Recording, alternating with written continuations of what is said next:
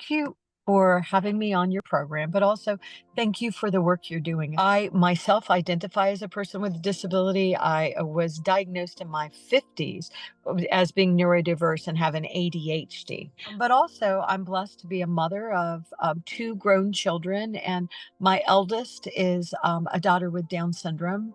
And then I also have a beautiful son who's now a special education teacher. I'm very proud of him for that. My beautiful husband passed away a couple of years ago due to dementia. And it was a really hard journey to walk, but there was beauty along the way, as there is. I now have a new person in my life who's a gift. I think my husband sent this wonderful man to me. But I bring these things up because my family's not really that abnormal. We all have diverse families. We all have beautiful souls that are in our families. But I also bring it up because my daughter has influenced my work. I started in this field in 2000. I was in the banking industry for many years. I had worked my way up to an executive, and my mom was proud of me. But I didn't really feel I was doing enough. I really wanted to add more value in the world. And so I moved in this field and started focusing on accessibility and disability inclusion, focusing at first in the United States and then looking around and saying, wow, I think we have a whole lot of opportunities globally with this. But I also believe that God blesses us with abundance so we can help other people. I was very proud to be part of this community. A lot of times people think being disabled is a bad thing and being part of this community is bad. I remember when my daughter was diagnosed with Down syndrome and just being so sad and not wanting people to know because my friends were treating me like my baby was broken. That made me sad because my baby girl wasn't broken. My baby girl is perfect. And so what we walk as families and parents and individuals, as society keeps telling us we're broken and we're not good enough, it really hurts our souls a bit. So I appreciate your work, and that's why I do my work. I will also say that I have created multiple companies. Tech Access was a company that I was very proud of. It was a technology company focused on accessibility, and the majority of my employees were technologists with disabilities, many self-taught, because still we do not educate people with disabilities like we should, especially, I mean, we're better at it now in the United States, we're better at it in the UK now. There's still a lot of work to be done to meaningfully include people across the board. But then I created a company called Through Global Impact, and it is a social enterprise. It's a for-profit company. I wanted to be a for-profit company because I didn't want to be a charity. I want you to do this because this is the right thing to do for the world and for your business. Because I'd work with a lot of corporations, not because you feel sorry for us. Don't feel sorry for us anyway. And so I created 3 years ago an organization. It's a nonprofit called Billion Strong. I created Billion Strong because the only way we can actually move forward with real meaningful change, I think, is together. So how do we come together? Oh, that would be impossible. There's over 1 billion of us, but we have to try. What I see is maybe hundreds or thousands of people that are talking about including people with disabilities passionately, with fire. We want to be included, but still there are billions that are not being included in these conversations. And there are things that are happening all over the world to people with disabilities that are horrible and horrifying. You know, when natural disasters happen, who do you think get hurt worse? Absolutely. Our community, our families. We Yeah. do. And so what I want to try to do is I want to get us to convene and come together with pride. You are managing the Ruh Global Impact, as a platform. I heard Billion Strong as another platform. So tell us a little more about it. This sounds very interesting. And I think it'll help a lot more of us to sort of, listen to this a little more carefully and see where our synergies lie. I'll start with Ruh Global Impact, and that's www.ruhglobal.com. So what it was a consultancy company that was focused on global disability inclusion and accessibility. And we worked with some of the largest corporations in the world. We've worked with governments. I've worked with UN agencies, really supporting let's make sure people with disabilities are included. So what we do now is we work with leaders all over the world that are working on major, huge issues that they want to make sure that people with disabilities are included. I mean, countries doing this, because what this can't be is a separate situation for the people with disabilities. No, you've got to make this a value-based thing. So there's a lot of changes happening, and it's exciting and interesting, but my heart lies with Billion Strong. I just have such a need laid on my heart and my soul to build Billion Strong for our community, and not so that we can compete with anything else that's out there, but because what I don't see is an organization that's global, that comes together and says, all right, let's come together and I'll help you, you help me, you help them, let's help each other be seen. Billion Strong is about convening, because one thing there's a hashtag that we use a lot. It's called Nothing About Us Without Us. That is our battle cry. I think we should build a world that works for more of us. I think we need to hear from the people with disabilities that are in countries other than the US and the UK, so that we can get a broad, I mean, we need the US and the UK.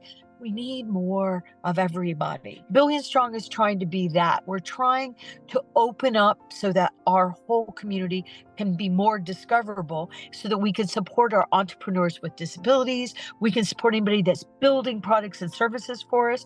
We can support groups like yours that's trying to make sure we're included, and that we also have, we have access to education and employment and all the things we need. I think what I'm hearing from you is that you're trying to create a global aggregator of resources, of organizations who work in the space of disability to create more inclusion. Well, you're partially right. Because yes, but it is not just for disability inclusion experts. This is truly for the community. This is for anyone that has lived experiences with disabilities. So what we want to do is we want to tell our stories. We want people coming out. We want siblings of people with disabilities. We want them to have a voice. We want all of the intersectionalities that go with us. We want women with disabilities. We want Black and brown women with disabilities. We want women with disabilities, men with disabilities that are part of the LGBTQIA. So we want it diverse intersection, and we want to gather.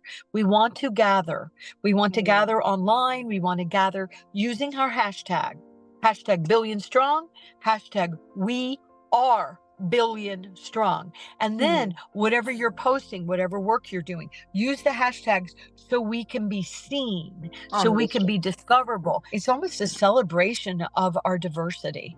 But it's a big undertaking. But we also want to convene groups. And I'll give you an example. One time there was a problem with Braille that really needed to be solved in a digital way. And all the blind organizations were trying to solve it themselves.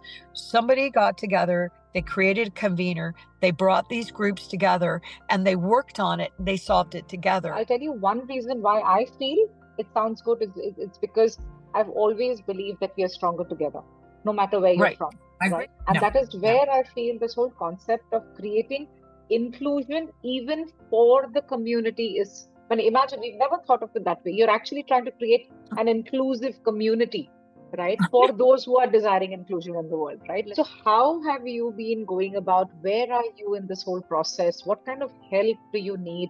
Please shout it out so that, we can have more people coming forward. I'll give you an example. I told you my daughter has Down syndrome, and I remember I was speaking at a national Down syndrome conference, and there was like 4,000 families that attended this conference. And I said, listen, if nothing else, nobody else, just as 4,000 families here in the United States, and there were global families there as well, but if nobody else but the 4,000 families that are in this audience right now, if we all got together and we sent an email to the CEO of a big corporation saying, thank you for doing this, or please don't do this. You don't think they'll listen to 4,000 people that took the time to write? Of course they will. We are so strong together, but we have not convened. We haven't come together. So now we're splintered and we talk and then we compete with each other. And, this one group's got more success and so they get all the money, but it never comes. I see it's discouraging. It's just discouraging. You don't like the way the world works now. What are you doing to make it better? One thing you can do, you can join us. What do we need? Of course, we need funding. Everybody needs funding, but we really do need funding. We're going to start featuring all of our partners out there. We have partners from 106 countries, and we want partners in every single country and also every single state. So we've got to convene and we have to support each other. We'll have a speaker bureau out there where corporations can come and see who they could, use as speakers. But we'll say to the corporations, do not come and ask them to speak for free. Don't you dare do that. They are speakers. They should be paid like anybody else. You're going to ask security experts or privacy experts to speak for you for free? No, you ask us because we have a cause. Stop it. More than anything, go to the website, sign up, www.billion-strong.org. Be one of our global advisors. Let's support caregivers. That's another thing we're taking on. We pay our caregivers horribly. You can make more money working at a fast food restaurant than taking care of a human being. Whatever. This is wrong. Why do you feel inclusion is so important for all of us? Because I think unless and until people out there know why we crave for inclusion, they might not even, support us, right? Because somewhere it's a very quiet community for the rest of the world. They all feel that, they're struggling, but they're managing somehow. But I think each of us need to voice out the need for inclusion for all of us. Like they asked me, Monisha, your daughter has a rare disease. Why are you talking inclusion? And why don't you just stay focused on just your daughter's ailment and look after her medically and take care of her health? That's how short-sighted it gets at times. What's your take on this? The reality is you're dealing with humans. Okay. So maybe you are listening or watching right now and you have no experience at all with disabilities. But the reality is if you live your life long enough, you absolutely will. And I don't mean that in a negative way, but the reality is as we get older, we acquire disabilities. There's all kind of things that happen.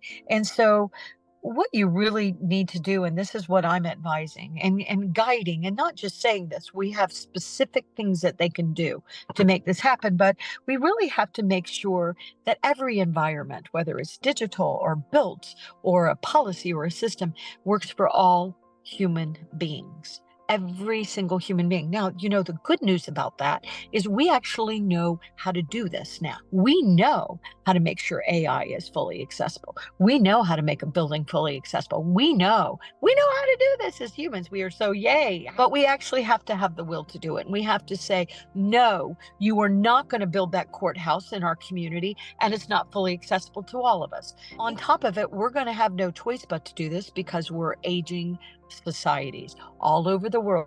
Societies are aging dramatically. Here in the United States, just using one statistic, we have something called AARP. It's called the American Association of Retired Persons. And they start at age 55. We decide you're old at 55. Whatever. So at 55, they automatically enroll you and you become a member. According to them, according to their statistics, 67% of their members have disabilities. Like I'm going to give love to Lloyd's of London. I am not a customer of Lloyd's of London, but they know how to treat their customers right. And what they did was they created these programs for their customers with disabilities. And they're like, wait a minute, these are really cool services. So they open them up to all their customers and their customers are eating them up. That is what inclusion is. Inclusion is we all can really be included and I don't even have to be included. Oh, absolutely. Debra, you might need an accommodation. If I need an accommodation, I should be able to go on to the website of my company and I should be able to tell, the technology what I need and get it. I shouldn't have to go beg for it from a human being. Right. So what is inclusion? all humans get included, no matter what age, no matter where they're from, no matter what language they speak. AI is going to allow us to do all this stuff. It is not okay for me in the United States, the beautiful United States, to see families who have children with disabilities and they cannot afford their health care and they are forced into bankruptcy. They lose their homes. This is not okay. This is not okay. Absolutely. That doesn't sound like a developed country to me. So as we're saying developing, developed, I don't even know what that crap means. But I would say this. I, like you, am a mother with a cause, but I do believe we're stronger together. We collaborate. We got to support each other. We can't just care only about our children. We got to care about the other children too, the other humans. We've got to convince ourselves and society we're not broken just because our souls decided to be born with disabilities. Our souls wanted those experiences. Absolutely. What if this is a gift? I think two things, Debra, two takeaways from whatever you mentioned is, one, disability is not only from birth or due to an accident. It's a part of human life, right? It's a part of every human's life. And hence, we cannot call ourselves a section of the society, right? Because it is a part of every human's life. The other thing that I got listening to you is, since we are the ones who understand inclusion, the need for inclusion, we are the best teachers for it, right? We're the best drivers for it. Absolutely. At the end of it. Yeah. And then somewhere sensitizing the rest of the society who feels that, no, this belongs to only somebody, it's a part of somebody's language and not everybody's language. I think we can be the best ones to actually guide them that, no, it isn't so. It just translates to everybody's life, right? So excellent, Debra. I think, these basics help people to plug in from wherever they are in their, life's journey into each one's, right? And that is where I think this kind of discussion becomes very, very rich. One last question for the day. What is your ask, right? What is your immediate ask from everybody around? Because you've taken on a mission, Debra, and hats off to you for doing that. I think, in spite of all the struggles that you probably would have faced, which I can only fathom, the least that everybody else can do is lend their voice, right? That's the least and the most inexpensive thing that everybody can lend. But what is your specific ask from everybody around you? What a beautiful, I love the way you said that. Thank you very much. It's a really beautiful thing. My ask would be that everybody go to www.billion-strong.org and register yourself, and then get everybody you know to also register. You don't have to have a disability. Maybe you're just a person that thinks it's okay for all humans to be included. Every single time somebody else joins us and starts using our hashtag, I can tell you, we need funding, we need corporations to come and support us, blah, blah. Honestly, though, what we really need is the numbers. We need the numbers. We need country partners, our country partners, or organizations for persons with disabilities. So they're OPDs. We don't want just one organization. We want the countries involved, and you got to start. And so we need, mainly, the best thing you can do is just join our free movement, billion-strong.org. Use and follow and be active with our hashtags, hashtag #BillionStrong and hashtag #WeAreBillionStrong. I think that's the best thing. There's so much we could do together. Honestly, that is the fact. We are billion strong, right? It is the fact. Right. We're a billion strong. We could do anything together. This is probably one of the many, many, many conversations that need to be had in this on this subject.